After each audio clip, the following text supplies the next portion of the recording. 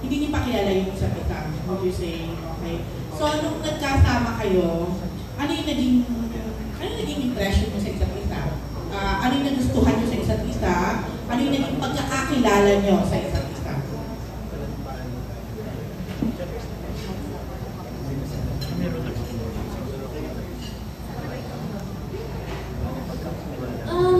Well, I think na sagot po kanina yung impressions. But, syempre, when you are locked in sa isang lugar at everyday kayo nakikita, nagkakasama, syempre, you start to build a friendship. Hindi po naiiwasan yung nag-uusap kami. Syempre, we want to get to know each other para ma-establish din yung chemistry. At saka, para walang awkwardness or like hindi kami nahihiya sa isa't isa. So it was really just an effort to get to know one another, to be curious about one another. Kung ano bang similarities nitong si Kelvin sa character niya o sa akin that we could both use. Or, you know, at the same time, we established that rapport so that we can help one another sa scenes. Most importantly. Kumbaga, let's say, for a scene, hindi ko alam kung ano yung hugot ko for this dahil hindi nga ako relate.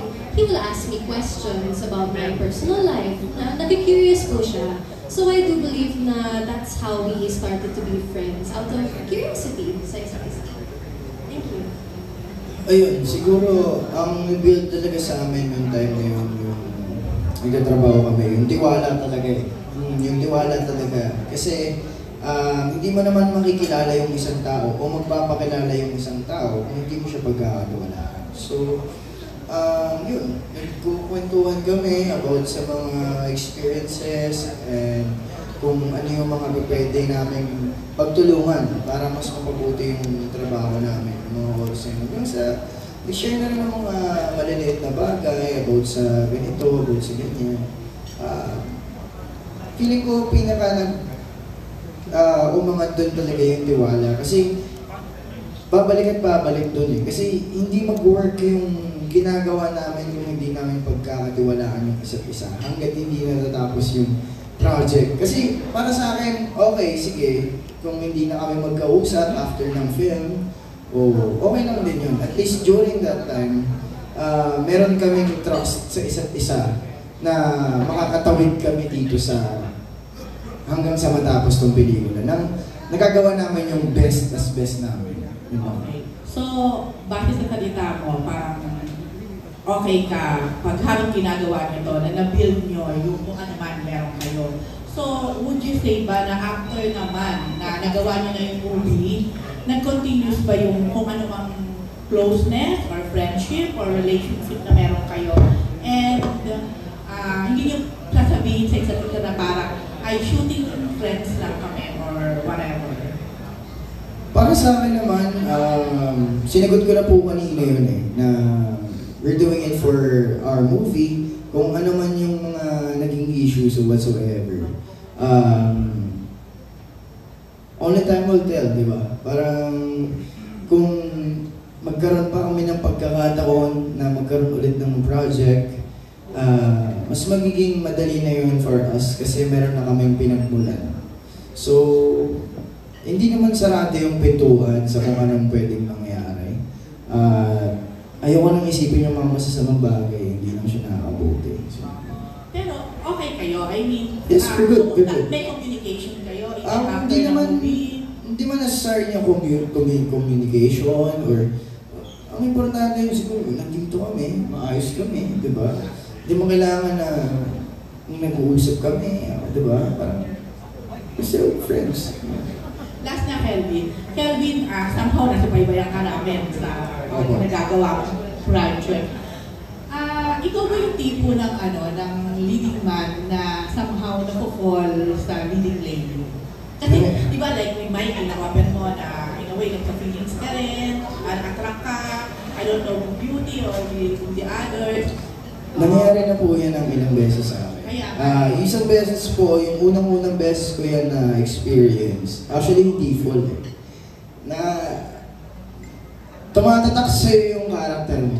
Una kasi, hindi naman ako introvert. Nung ginampanan ko yung Dead Kids, 7 months siguro akong naging introvert bago ako makaalis doon. Ang dami kong ginawang proseso, ang dami kong ginawang paraan para makaalis ako doon. Pangalawa, sa Lost Recipe, which is, nagkaroon din ako ng confusion sa kalaf team ko. Nagkaroon doon na tumaas yung depression level ko hanggang sa nauwi na sa disorder.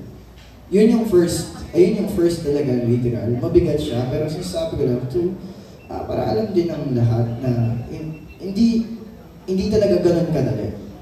Kasi pinapanindigan mo yung nararamdaman ng character mo eh.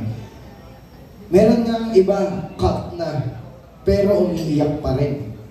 Hindi, para sa akin kasi para kami mga schizophrenic na alam niyo yung binabayaran para gumawa lang ng ito, gawin mo itong emosyon na ito, gawin mo itong emosyon na yan. Hindi madaling tumalon-talon ng emosyon kung ano yung binild mong character para paniwalaan mo, makita ng nanonood na paniwala yun. Ay, nararamdaman niya talaga yan. Paano magagawin yun kung hindi mo talaga nararamdaman yun sa sarili mo? Kung may love ka sa isang tao or sa leading lady mo, nung ginagawa niya yung story, ano mo ba siya doon? Love of your life. Bakit hindi pwedeng maramdaman yun, di ba? Pili ko sa akin, yung pagkukulang ko noong time na yun is, hindi ko naiintindihan paano ako aalis doon, paano ako bibitaw.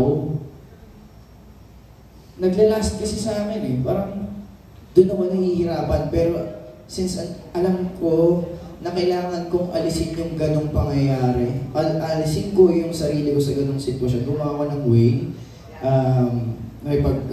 tulungan ako sa mga co-artist ko sa management, nag-contact ako ng parang acting group workshop sa mga bagong artista ni Sir Tay, nag-observe ako, nag-share ako, and then ina-apply ko sa sarili ko, and then ngayon, I know to handle or to manage kung ano man yung darating na susunod.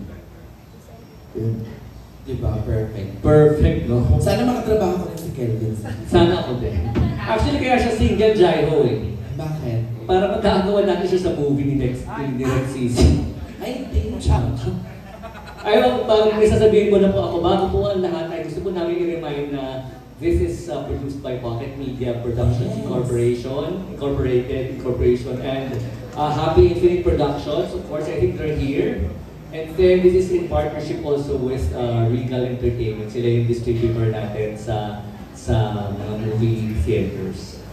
Tapos, si Direk Sisi, para lang sa kaalaman ng lahat, siya yung director ng Halik ng ABS-CBN at ng Wildflower with Maha Salva. Totoo. At ang mga influences niyan, Direk Joyce Bernal. Totoo. Chito Ronyo. Yun. Loris Kelien. Yun. O, di ba? Tataas. Sunod doon, Direk Catherine Camarillo na. Correct. Kaya we call her Direk Sisi. At bago mo i-direction sa magtatanong from Studio B, Yes. sa site na yan, di ba nabanggit mo yung halik? Alam ko meron ulit na... Wala. Wala gano'n. Oo, di ba? Ang tanong naman syempre kay Tart. Tart, ano daw masasabi mo na parang lucky charm ka ni Direk sa mga ganyan ganap niya? Oo nga. Kasi di ba kasama ka dun sa halik? Parang ikaw lang yan. Hindi, actually, si Direk, alam ko maraming artista na pwede gumawa ng role ko. Pero I'm just so lucky na, ayun, pinili ako ni Direk. At pa lang, yung kumaga, nag-meet pa lang kami for story ko, nandun na ako. So sabi ko, hello, ako na nga ba talaga to? Close kami ni Direk in the sense na yung buong set ng Halik, close talaga. Kung meron 2 units doon, makadirect kami. 2 unit po yun, pero kami po, yung grupo namin, pang-direct kati kami. So, napakagaan niyang katrabaho. Kaya ako, masayang-masaya ako that I've been chosen here. Thank you, Direk. Alam ko maraming makakagawa nito, pero ginalingan ko kasi para hindi ka magsisi. Yun lang po. Diba? Parang sa mga movie and pang TV projects, lagi nang gino-join ni Direk. Yes. May mga ganun eh, no? Yung mga... Lucky charms. Yan, si Tart.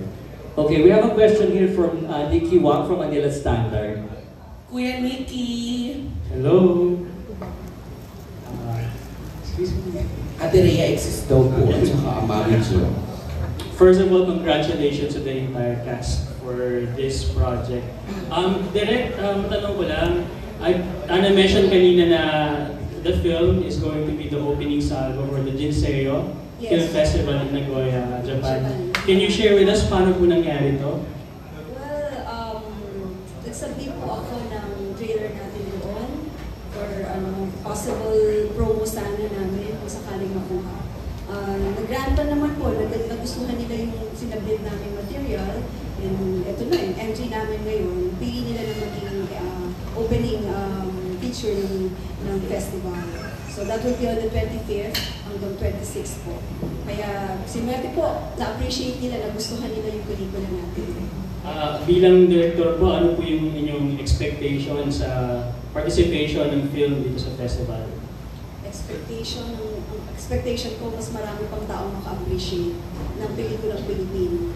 That's the reason why, the very reason why I joined the festival is to showcase also yung gawa natin sa abroad at ma-touch din natin yung mga Filipinos na nandun din, na talagang hungry to really watch Filipino films din, na pwede nilang ma-share din, na makita at magkaroon sila ng connection din, gaya ng mga ginagawa natin sa abroad na sinashowcase din natin mga pelikulang Pilipino.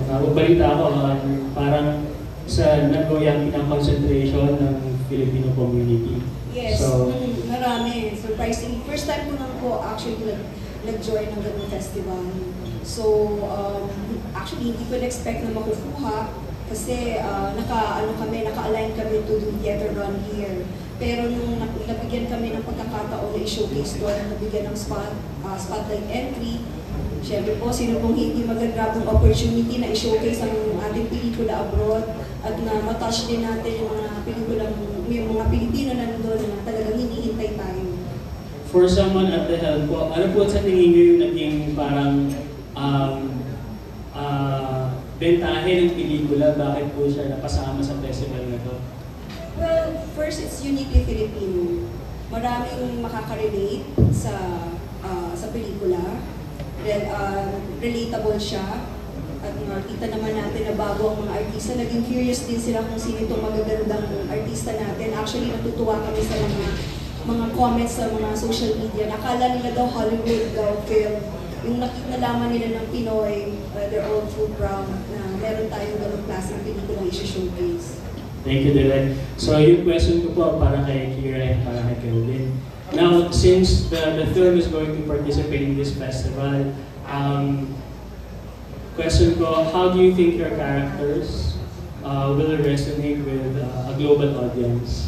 Can you start with Kira, please? Well, I think our characters can be relatable for brain tumor patients or people with mental illnesses as well. I think that our characters play a very big part in setting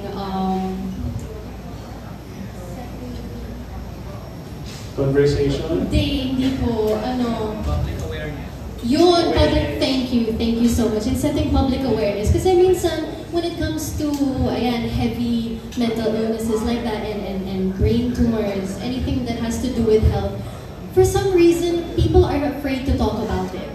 So I hope that because of our characters and because of our story, even though it does not touch entirely on that, I hope that it could spark a conversation for them and for people who are going through mental health illnesses. I hope that they could be inspired by our characters and by our story. Thank you. Very universal ang theme. Yes, opo. Kelvin, would you like to add something? Sa akin naman is, feeling ko naman makakabot nila to kasi hindi lang naman dahil sa brain tumor para maantig yung mga puso nila. Makikita kasi nila dito at hatid ng chances are you and I kung paano mo pinapasok yung desisyon mo. Kung hahayaan mo na lang ba na natadhana ang magdesisyon sa'yo o ikaw mismo ang magdedesisyon para sa tadhana. Isa pa yung family, OFW, lahat eh. Hindi siya basta-basta romance lang eh. Alam naman natin na lahat tayo may ganyan ng drama sa buhay. And then, ang hatid ng Chai para sa ating lahat is to, alam niyo, don't give up on everything. Lahat ng bagay merong solusyon, may dahilan, bakit yan ipinagkaloob sa'yo ng universo. You know? Are you guys flying to Japan to introduce the film, the entire cast? Yes po. Oh, well, then we're rooting for you. Congrats in advance. Parang dalawa lang po kami ni Kira. So, Kira and Kelvin po. But anyway, congratulations in advance. Salamat.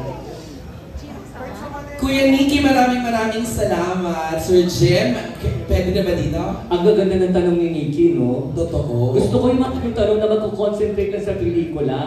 Ha? Para is bakit ka, ha? Kasi gusto naman natin siyempre i-uplift yung pelikula. Di ba? Ever kakamonte na minention kita. Siyempre nararamdaman ko ang daming tanong ni Alan Jones dyan. Oh.